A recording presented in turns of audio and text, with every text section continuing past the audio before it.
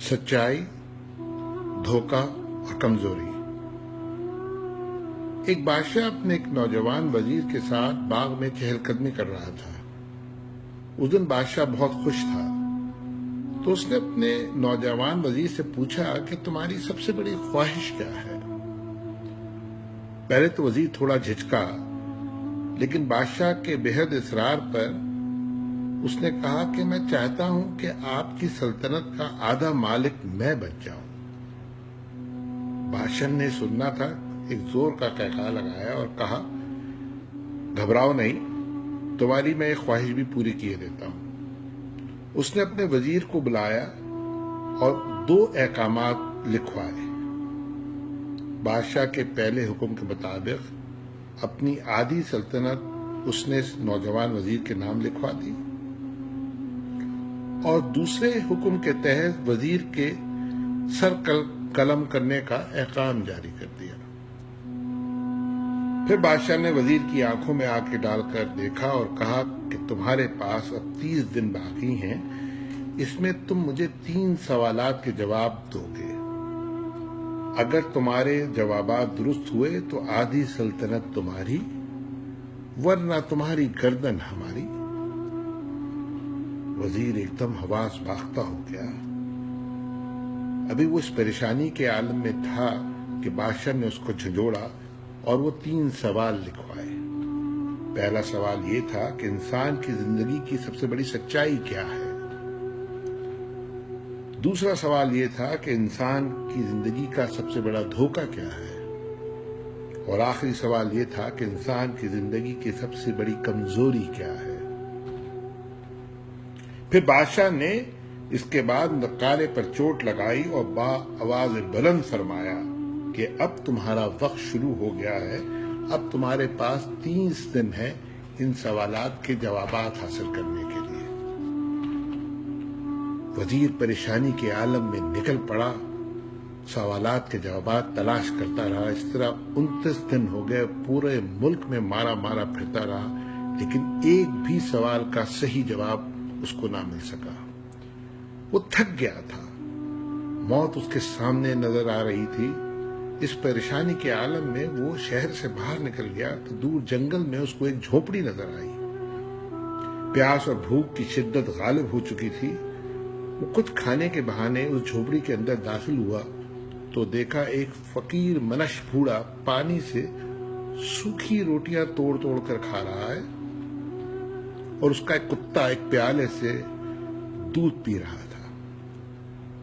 وزیر کی حیرت کی انتہا نہ رہی جب بوڑھے فقیر نے اس سے کہا کہ آؤ آدھی سلطنت کے ہونے والے مالک، میں تم کو 3 سوالات کے جوابات دیتا ہوں۔ وزیر پریشان ہو گیا۔ اس نے حیرت سے بوڑھے سے پوچھا کہ اس کو کیسے اندازہ ہوا کہ میں کون ہوں؟ فقیر نے روٹی کے سوکھے ٹکڑے ایک طرف رکھے اور اپنا بوریا اٹھایا تو اس کے نیچے شاہی خلعت بچھی ہوئی تھی۔ یہ وہ لباس ہوتا ہے جو بادشاہ عموماً اپنے قریب ترین وزراء کو دیتے ہیں۔ فقیر تھوڑی دیر تک خاموش رہا اور پھر بولا کہ میں بھی کبھی اس سلطنت کا وزیر تھا، پھر میں نے بھی اسی قسم کی شرط بادشاہ سے لگانے کی غلطی کی تھی، اب میرا حال تمہارے سامنے ہے۔ وزیر پریشان ہو گیا، فقیر سے پوچھنے لگا، کیا آپ کو ان سوالات کے جوابات نہیں ملے تھے؟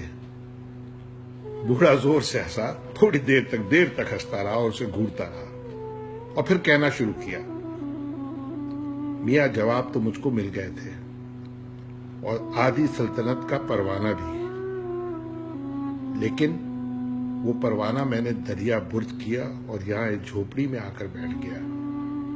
اب میں اور میرا کتا بڑی اطمینان کی زندگی گزار رہے ہیں۔ وزیر اس بوڑھے کو حیرت سے دیکھتا رہا اور گھورتا رہا۔ اتنے میں وہ بوڑھا اس کے قریب آیا اور کہا کہ میں تم کو تمہارے سوالات کے جوابات دیتا ہوں۔ دنیا کی سب سے بڑی سچائی موت ہے، اور دنیا کا سب سے بڑا دھوکہ زندگی۔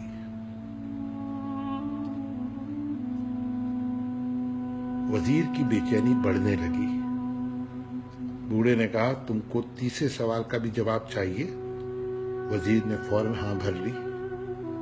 اس نے کہا لیکن اس کے لیے تمہیں قیمت ادا کرنی پڑے گی۔ وزیر فوراً تیار ہو گیا۔ بوڑھا تھوڑی دیر تک اس کو گھورتا رہا، پھر اٹھا اور کتے کا دودھ کا پیالہ اٹھایا، کہا کہ اگر تم یہ بچا ہوا دودھ پی لو تو میں تم کو تیسرے سوال کا جواب بھی دے دوں گا۔